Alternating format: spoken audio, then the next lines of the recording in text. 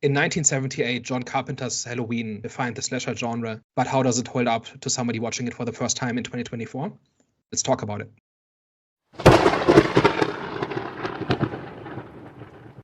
Hello, everyone. Welcome back. We are back, the Eye of the Storm podcast. Do you want to let the people know what we're going to be discussing today?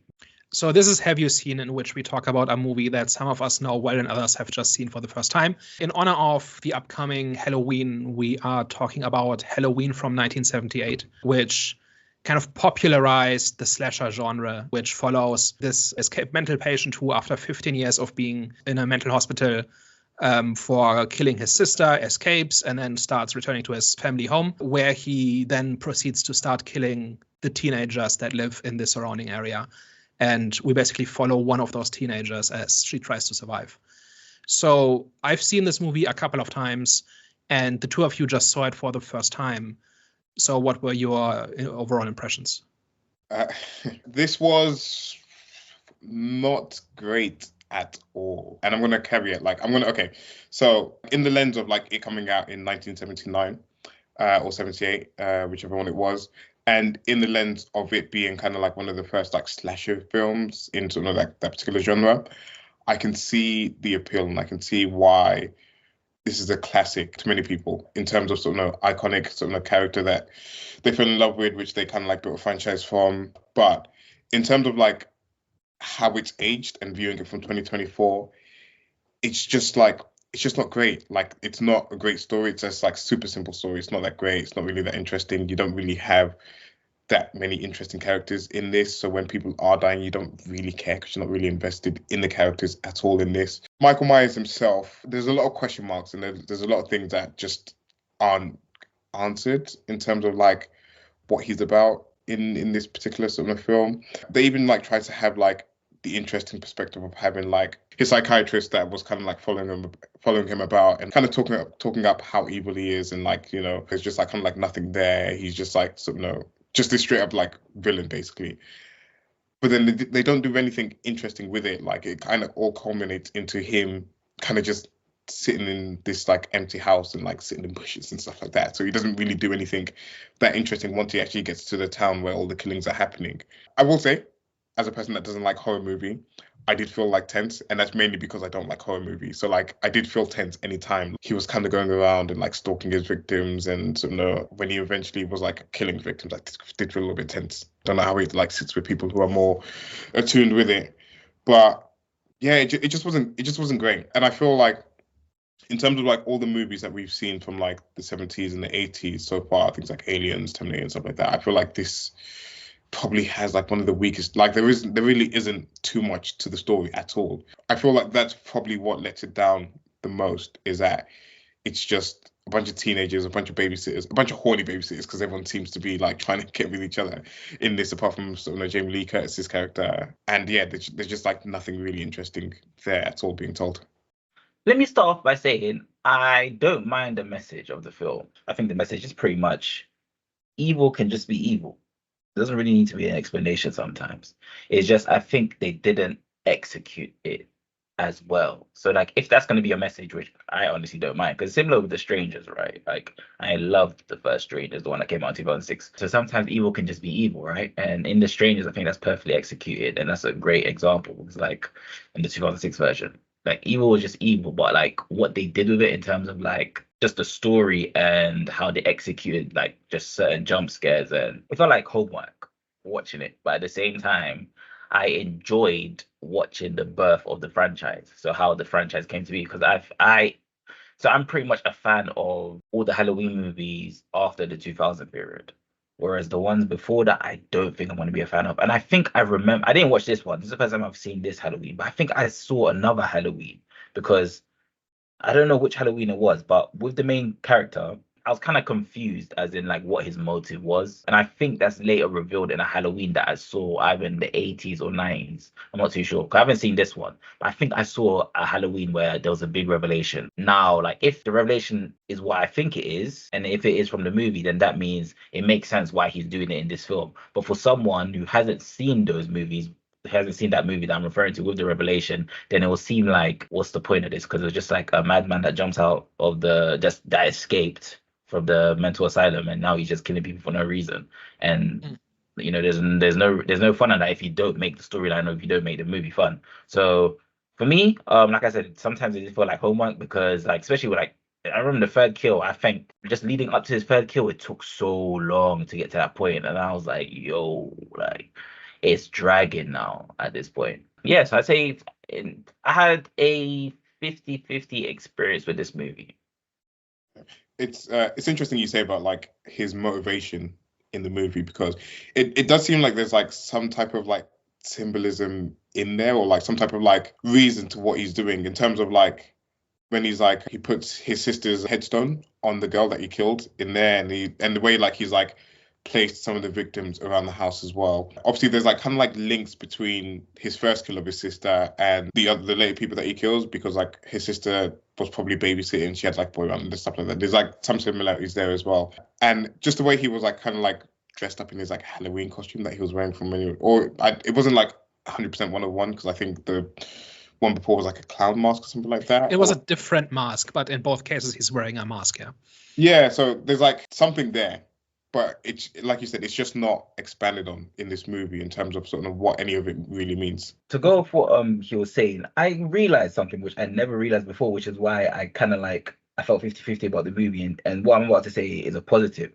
I think I never really understood why he used to do what he used to do. Like, for example, like playing dead and like hiding, and just like that was very exaggerated, right? And also the mask, that was very like exaggerated throughout the movie. But like watching this movie, I was like, I realized, I was like, wait, the tactics that he does before killing someone kind of mimics that of a child in terms of like hide and seek, playing dead, you know, the mask. It felt very, like I said, it felt very childlike. So I was like, that kind of links in to his character, and it links into his motivation as well. He's kind of like I think in his mind, he's kind of like not a vegetable, but he's kind of like a child mixed with a psycho killer, if that makes sense. So it's like he didn't grow up from his first kill. Like he's still a man in a child killer's body. The way he was acting just mimicked that of a child, if that makes sense, but in a murderous way. I think there's a couple of different aspects to this movie that makes it work for those who like it, right? And I think it's interesting to kind of go into the different ones, but let's start with the motivation.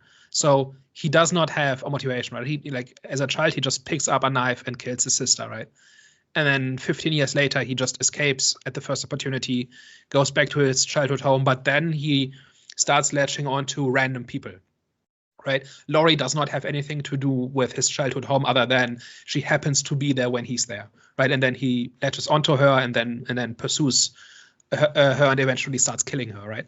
So there is not any reason to what he's doing, right? He's not defending his home. He's not living out some childhood fantasy, right? And I think that is, part of the terror, that sometimes people just do evil things. And that's not terribly interesting, but then the question is, so my thing is, it's great when a villain has an interesting motivation, but if they don't, there has to be something else there, like they make something interesting happen, for instance. And I think what fills that gap in this movie is this whole idea of it happening in suburbia to just random people, and nobody even notices. So I think an audience is not supposed to be, especially watching this in 1978, is not supposed to be scared by the kills. They're scared by the fact that this could happen to you in your home, and this could happen to your children, and nobody would care if it did. Yeah. Right? Like at one point, Laurie tries to get help from neighbors, and they just don't help. Earlier on, when the child she's babysitting sees Michael Myers standing like in the bushes, she just dismisses it as nonsense. Right? She doesn't even look outside, or when she does, he's already gone, and she doesn't pay any attention to the idea, right? Like, there's nothing crazy about this. Like, there's somebody, who's stalking the house, and he's up to no good, right? Like, it doesn't have to be like a serial killer. This could be somebody scoping out the house for a burglary or something, right? So there's nothing crazy about somebody's watching the house, right? But this whole idea of you are surrounded by people who are your neighbors, but who you don't even know, and who don't care if something's going to happen to you. And so anything could happen to you behind closed doors. I think that's the idea. And for that, it doesn't matter who Michael Myers is or what his motivation is. He just needs to make it happen. I actually think a really good way that they kind of like emphasize that towards the end of the movie was when the psychiatrist shoots him, and then they like hand the pencil outside where his body was at first, and it kind of like disappears, and then they pan to like a few different like shots within the house. So I think they pan to like a bedroom, the living room, and a few like different spots to kind of like indicate that he could still be out there, he could still be hiding, he could still be like in your home, kind of like still like lurking and stuff like that. And he could be anywhere. Yeah, essentially just like emphasizing that like sense of danger and sort of kind of what you were saying there. So I feel like the film did a good job in sort of highlighting that. And I think in 78, showing this happening to like middle class people in suburbia who are just going about their daily lives, right? I think that had novelty still. And obviously the genre has moved on since then. So I think this movie is kind of a victim of its own success in that it's one of those things that's been copied for 50 years. And as a result, it feels lame to us. It's not obvious whether or not that makes it a bad movie or not, because if we don't enjoy it watching it today because what it's done is so routine now and so common now, then it's not a good watching experience, right? Yeah. I think as well what kind of holds the movie back, but like has made it not age as well, is that I can imagine during that period of time, like the whole like idea of like, having like babysitters watching over your kids and this and the other was like super relatable to a lot of parents and a lot of people of age that would be like kind of like watching that. And it's more and they're probably in the cinemas and they probably have children that are being watched by babysitters right now.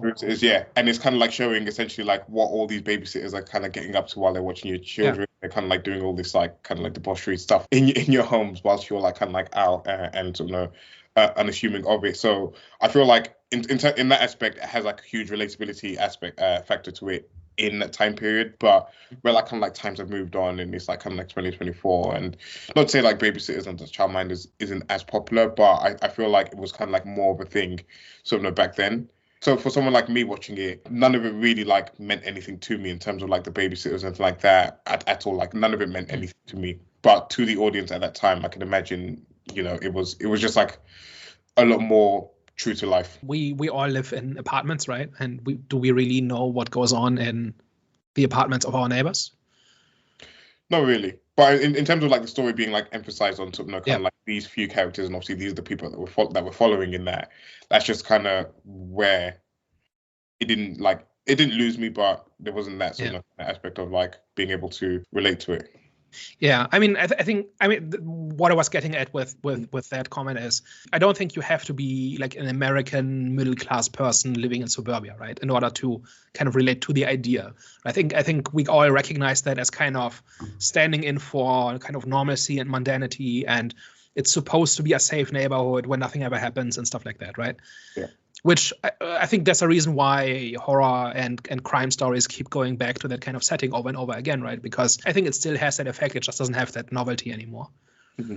Okay, so one thing I definitely enjoyed about this movie, which obviously they done throughout, was pretty much like close encounters and like Michael's ability for visual deceptions. Mm-hmm. But I think something like known about his character is that he does abnormal things.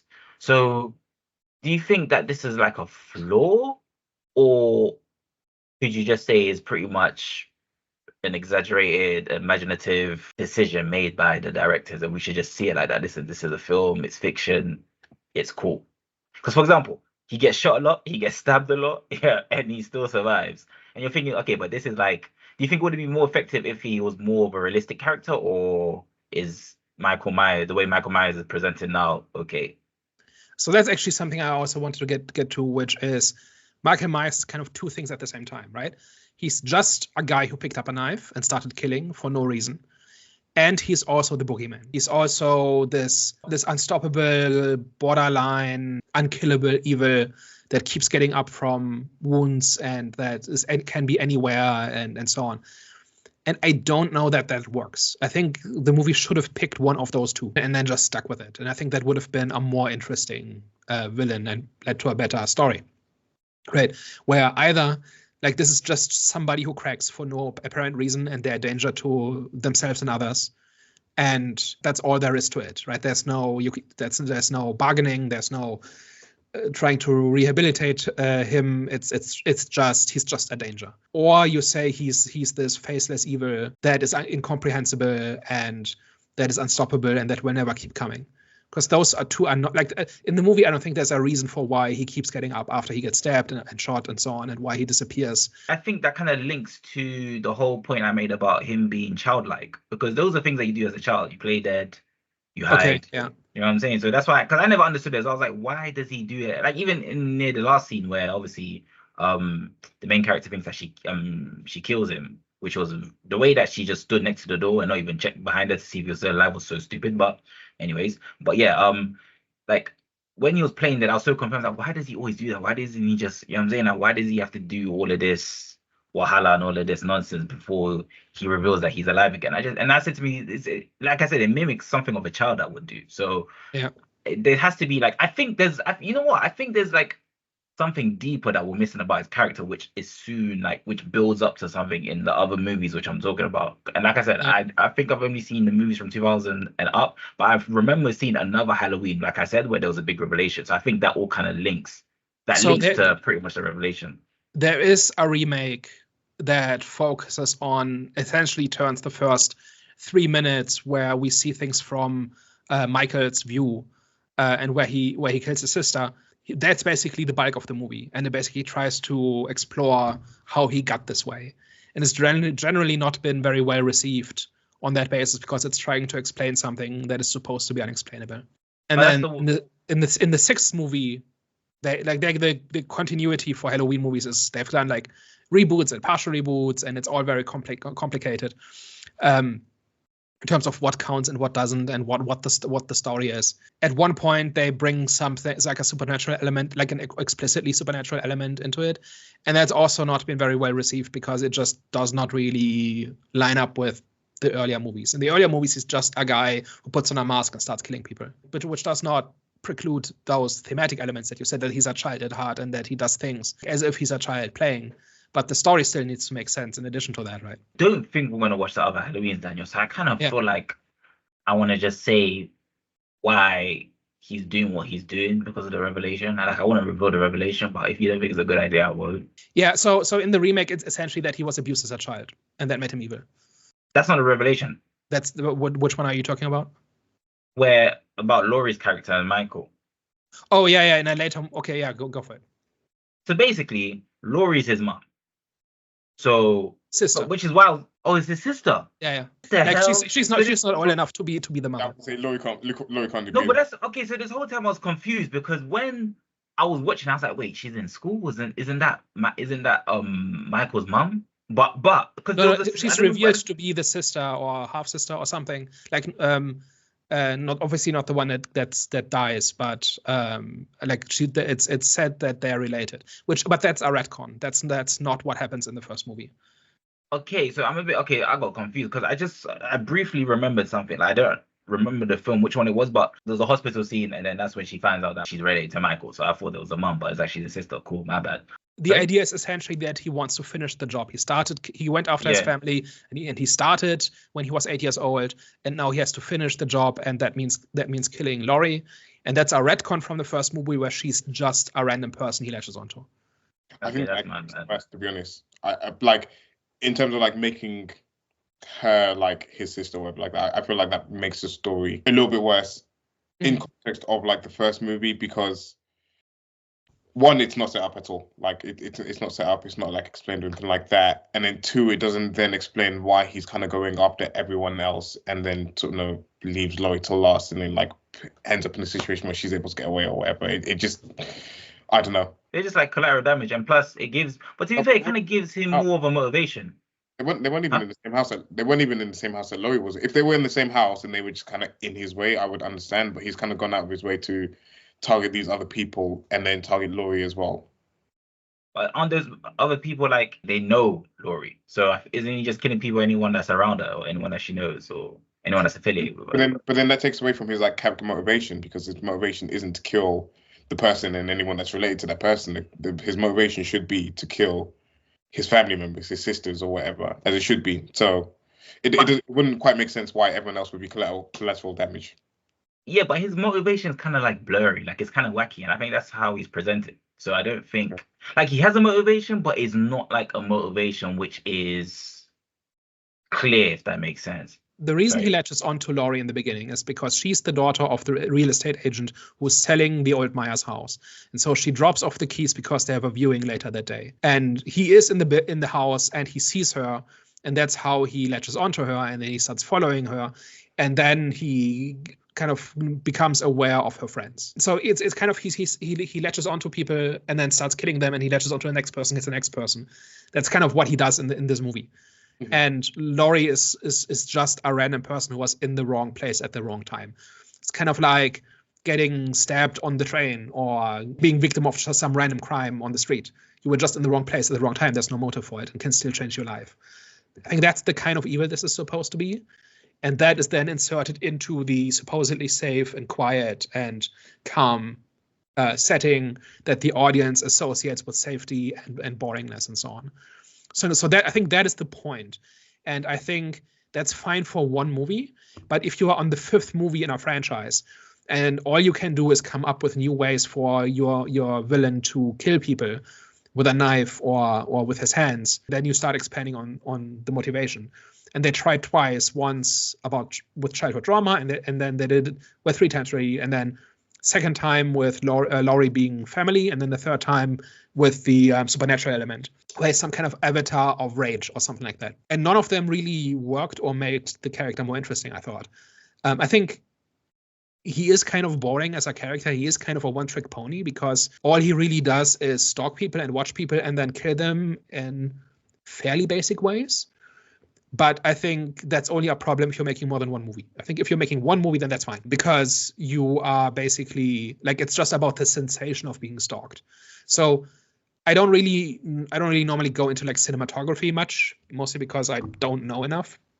But one thing that was really obvious in this movie is that a lot of the shots are either somebody being watched or somebody watching, right? Like it's not every shot. There are some normal shots, especially when Laurie's with the children, but a lot of them are from first person point of view, either in terms of looking around because you have the sensation that somebody's watching you, or because somebody like in the bushes looking in, right? And I think that really reinforces this whole idea of being stalked and being watched and being hunted. That's reinforced over and over.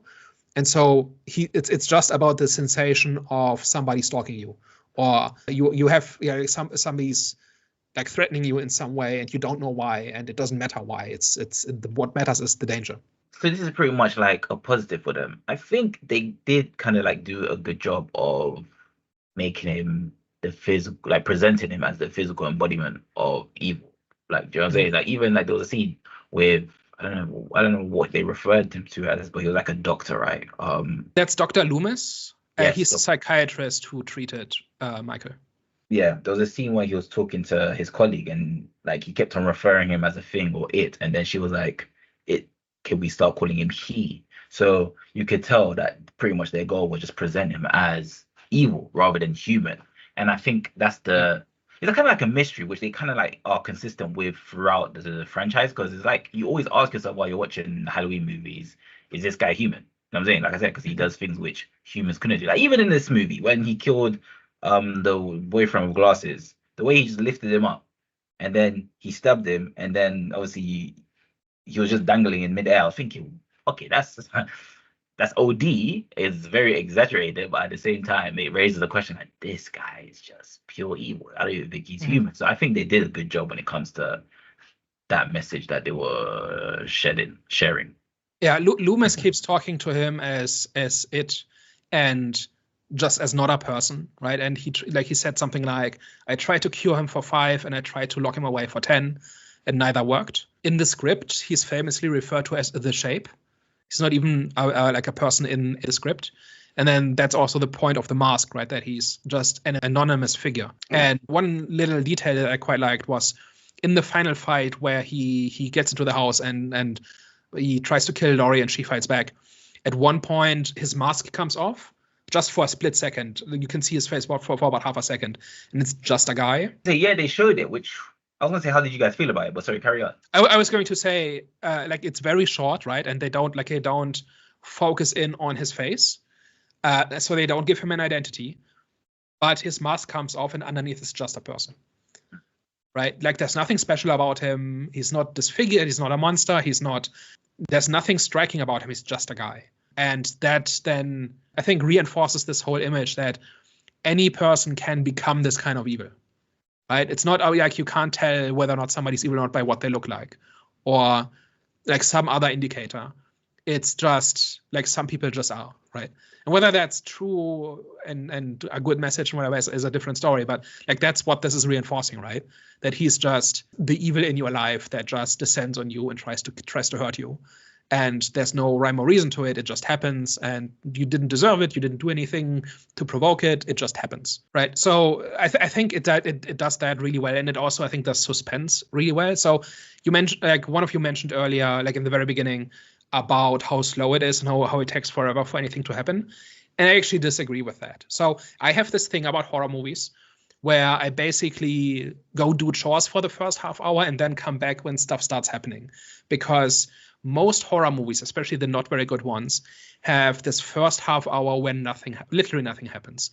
We're just showing characters doing mundane things, and we're kind of introducing their relationships and so on, so that we know who they are when they start dying. The bad ones don't do anything else in their time.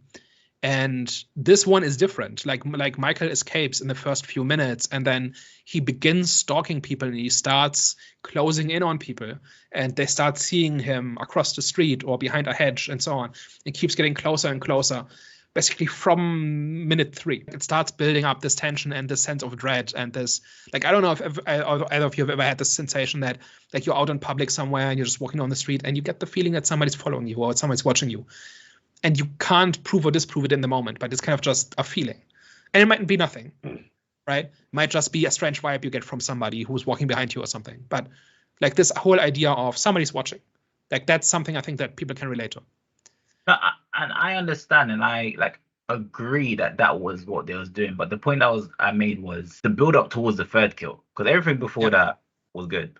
So like I do agree, like a lot was happening where he broke out of prison and just, so a lot was happening in the beginning, but it was just the build up to the first kill. For me, it just felt a bit long, and I think it was that's the part I kind of felt like homework to me. It's not that I wanted to see more kills. No. It just I think there was a contributions of many things, because for example, like sometimes with the dialogue scenes, right, it felt like I was watching old TV. I think a mixture of that and then that long build up is not really a good mix for me as a viewer. So that's why I felt like a build up towards that was a bit long. But I could see, obviously I get what they were doing. It was definitely like kind of like seeing just that's like a point that I was gonna make as well. It was like obviously the theme of stalking, how it's presented, like you're actually seeing stalking from a psychopath's perspective, which was good.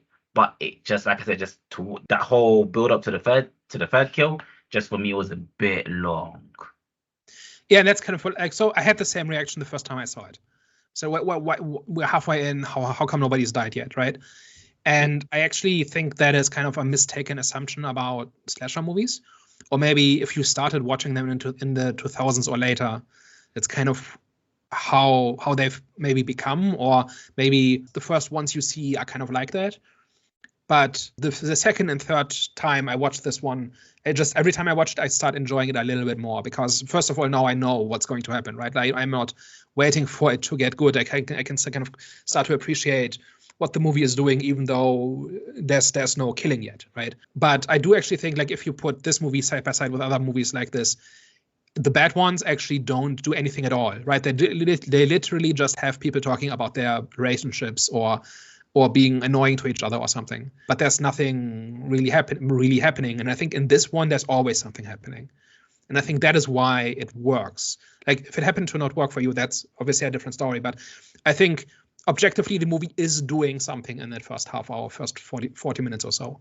Whether it's interesting or not is a different story. But like, there is actually stuff happening. We learn things about Michael. We learn things about those characters. We start, like, the stalking itself begins somewhere in the first 10 minutes, and it gradually escalates step by step. I think a lot happens even before the first kill happens, because like the kill itself is kind of the conclusion of it. It's not the actual thing itself, I think. Do you know what I really liked as well about the stalking was how actually physical it felt, and like what I mean by that is that it felt real. it didn't feel like, in like some movies where they're kind of like showing a stalking and the person just kind of like disappears just like into thin air, and you don't really like, there isn't really any type of like rhyme or reason as to like why they disappeared. It's just like the movie needed them to disappear in that situation. But like with Michael, like firstly when he was just like kind of like stood there just staring at her, especially when he was like when she was in school and he just like stood on the side, it just felt real, and he like stayed there for a good amount of time to like actually like capture that, like, this is like real, this like person is stalking you. There's no imagination towards it. And even like the one in the hedge where they're sort of kind of like walking down the street and he's like stood there and then he goes behind the bush, like it just felt like it could be like, it felt real in the sense that like when he disappeared, it was like I thought he went into the house, and then when like the police officer kind of like appeared with the psychiatrist and he was kind of going into the house, I actually thought that he was going to be the first killer. I thought like Michael would have been like hiding out in the house and needed to like escape or somehow, and then would have had to have like killed the police officer. So I don't know whether like what I'm saying kind of like makes sense or like whatever, but like it just felt like his physical presence in terms of like his stalking just felt a little bit more there than where they do this thing where like a bus passes by and like the person just kind of like disappears behind the bus and you don't know what's happening basically. Yeah, it doesn't feel like the movie's playing tricks on you, right? No. Like it's just like he's just like when he disappears behind the hedge and he's gone, there's places he could be. Yeah. Right? It doesn't look like he teleported. And I think that together with the fact that it's almost filmed like it's not quite like a documentary, but it's filmed in a very matter-of-fact style, right? Like we're not seeing like dramatic close-ups or something like that where his presence is maximized. He's just a guy standing over there across the street watching, right? And that by itself is creepy enough. And I think the fact that it's shot in such a natural way, where you can imagine if you look across the street, you can imagine just somebody standing there and watching, right? I think those two, there are a couple of different ways to kind of reinforce this whole idea that he's a real person, right? And I think that just it makes it scarier. Question. So is Michael the main character and everyone else the supporting character? I would say the main character is Laurie, right? Because it's very much her story. Well, then if that's the case, I think what was missing for me in this movie was that emotional connection with the character, as in like what her like, because I think it's mainly because I didn't know what her significance was, as in like, because with other characters, like other movies, there's like they have like a story, right? So you can either resonate with that story or you don't, but they generally have a story which is intentionally done so the character, like, so the audience can connect with the character and just be more emotionally driven by when they make a decision or when something happens to them. But with Laurie, because I was a bit confused, I said to myself, okay, the reason why I feel like Laurie, there isn't really much significance to Laurie, and she doesn't, because she didn't really have a story. I was like, okay, who the hell is she?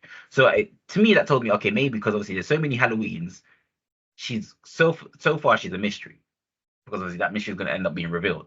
But at the time, if I was in the audience at the time this was released, and what I'm trying to say is, she didn't have a story. So that's why I was a bit confused. I'm like, okay, I didn't really feel nothing for her when she was getting chased or when other characters were getting chased, but I didn't know what their link was. So to me, I was like, okay, I think Michael's the main character and these are like supporting actors. That's what I think the movie was missing. It was just that emotional connection with the characters, because I didn't know their significance. I didn't know their story. I mean, she is just a regular person, right? Who just happens to be in the wrong place at the wrong time, and then these things start happening to her, and the story is about her trying to survive. Right? Like ultimately that's what it is. And I don't know, I liked her fine. I think she's more likable than most other horror protagonists. Mostly because any made in the 2000s and later are just aggressively obnoxious almost every time. And here she's just a normal person. Yeah, I think you can say she's a bit boring maybe, but that's the point, that she's just a normal person. She could be your neighbor, she could be your classmate, she could be the person sitting next to you on the bus, right? Yeah, my point was that she wasn't bad at all. Like, I didn't have nothing wrong with her character. It's just she felt like a supporting actor in this movie, even though she's the main character, because I just didn't like. If something bad happened to her, I wouldn't have felt anything. That's the point. It was like, because there wasn't anything to like you just revealed pretty much what her storyline was, right? So she's pretty much just an innocent civilian getting caught at the wrong time, like she's pretty much just an innocent civilian trying to survive, pretty much, right? So I'm like, okay, cool, that makes sense. So if I saw it from that perspective, maybe I would, like, my outlook of the film would have been different, because it's like, okay, that makes sense. That could be me. Like I just pretty much got caught at the wrong time by a freaking criminal. Do you know what I'm saying? So I can see it from that perspective now. But before I was just like, why must we care about Laurie? Like, correct me if I'm wrong, but it doesn't strike me that she's one of the like iconic characters in sort of this franchise, and she's not like kind of like talked about the way like other sort of kind of like iconic characters from that period of time are talked about, like, you know, your Sarah Connors or your Sigourney Weaver, like Aliens and stuff like that. It kind of very much feels like the superstar that kind of came out of this was Michael Myers, because even though I've not seen any of the Halloween movies at all, I've like heard that name, it's been like said and whatever.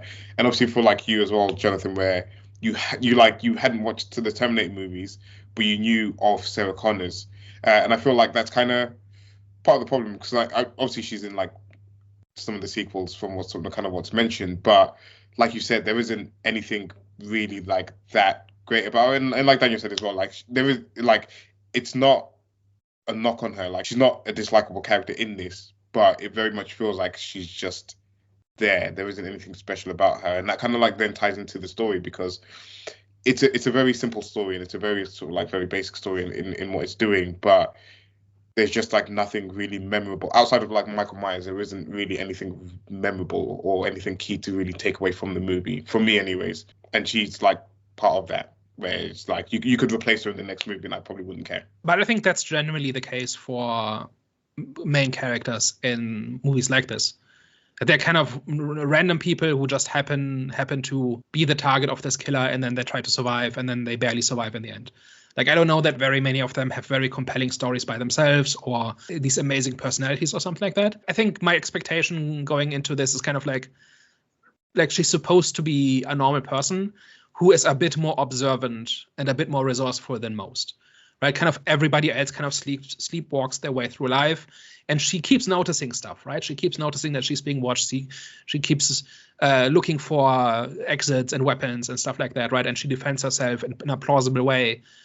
But that just follows from she's intelligent and observant, and it's kind of that's kind of her special skill, right? She doesn't do anything else really that is unique in that sense. And I don't know that that's a problem with the story. It's like these movies are supposed to be just, what if this happened to you, right? And for that, the person has to be kind of average and kind of boring, so you can project yourself into that situation. And I think that's where my problem was. I didn't see it like that, and I think the reason why I didn't see it like that is because I've seen the other movies, so I haven't seen this one. So maybe if I knew that was the message of pretty much the franchise, which of course now has been exaggerated, because now it's pretty much the guy is pretty much like a supernatural being in the following movies. But if I knew that message in this movie, then I think I would have approached the movie differently, and I would have seen the movie differently, and I think I would have probably seen it in a better light. Because just like I said, before the movie, she was just a question mark to me. I'm like, okay, why must I care about this character? There isn't like a why for me to care about her. Because whereas for other horror movies, even though it can be rubbish, but there's always a why given as to why this character is important. But now, like you pretty much revealed the why for us. The why is you need to look. She's pretty much a reflection of you, as in if you were in that situation. That's actually good. I'll agree. That's actually like a good selling point of the movie. And like I said, I think I'm gonna watch it again now. I'm gonna watch it again because now I'm starting to watch movies twice and I can see things. Even when I watched Speaking of Evil twice, it was just enjoyable the second time because I understood what was going on. So I think if I now watch this movie a second time, I think I might enjoy it more because I'm like, okay, I'm watching me and seeing how I would react, if that makes sense. Yeah, and I think I kind of mentioned this earlier, but like when the first time I watched it, I was also bored and confused why this was supposed to be so great, and that's because I kept waiting for the action. Right, I was, and I think I had been conditioned by especially newer slasher movies. I think the 2000s themselves, like the 2000s were kind of the time where that kind of became the thing where it was just half an hour of setup and then nonstop running away from the monster and people getting killed. And this is not really that, right? Like the actual kills are relatively short. It's all this kind of build up of suspense. And if you're not there for that, then you're not going to get much out of this movie, I don't think. But if you are up for the suspense in a mundane everyday environment, then I think this movie is really good at what that does. You just have to be on board with what it's trying to do. Any other thoughts on Halloween? Does it deserve to be a classic? From my understanding is that a lot of what was done in this movie kind of like set up some of the key tropes that are then like sort of utilized in later movies. So in terms of like its place in history, I think it's kind of like well sort of deserved to be sort of held up as a classic, and sort of kind of like want to sort of kind of like go back and sort of look at and see where the genre sort of originally started from. So in that sense, yeah, it's not a bad movie at all. Like I know I've had like my little gripes about the story and stuff like that, but I wasn't bored watching it at any point as well. So I think again part of it is as well is that it was limited by sort of its time, the technology, and this, that, and the other, and what it couldn't do as well. So in that sense, I think deserves its place in history, deserves sort of its like being classed as a sort of classic movie, and it birthed one of sort of the iconic characters in the slasher franchise, alongside your Jason and your Freddy's. So yeah, I agree. For me, yeah, I'd say it does. Not because it birthed the whole franchise, which I enjoy, but for its time, I could imagine what it was like. Because I keep referring to whenever I refer to old movies and like cultural impact it has, it's The Exorcist. Obviously, I remember that what you told me about it. Like I've never forgot that, because I can imagine what it's like the whole when the audience first, when you told me where the audience first saw like a moving train on the screen and how like cultural impact. I always think of like stuff like that when I'm watching old movies and like the cultural impact it has, because I can imagine what it was like back in the day. You're actually seeing, you're watching a movie where it can be very like it's just realistic. It could actually happen. So I can imagine what it was like back in the day for a film like this to be dropped. And yeah, it for its time was I would definitely say it was a very, very good movie, and it deserves to be amongst the greatest, because many other films pretty much follow from the techniques it's used in this movie. So yeah. And I think there's also a difference between a good movie and a movie you enjoy watching. Right? Like you can recognize that a movie does something important, or has been influential, or is doing a particular thing really effectively, and you don't care, right? That's a perfectly reasonable response to have to a movie. I just think this movie, if you put it next to other movies like it that have kind of this reputation for being these iconic classics, I think this one holds up among the best. Yeah, last year I went through an exercise where I watched a whole bunch of old slasher movies, mostly because I hadn't seen them, or I had maybe seen one in the franchise or something once on TV or something.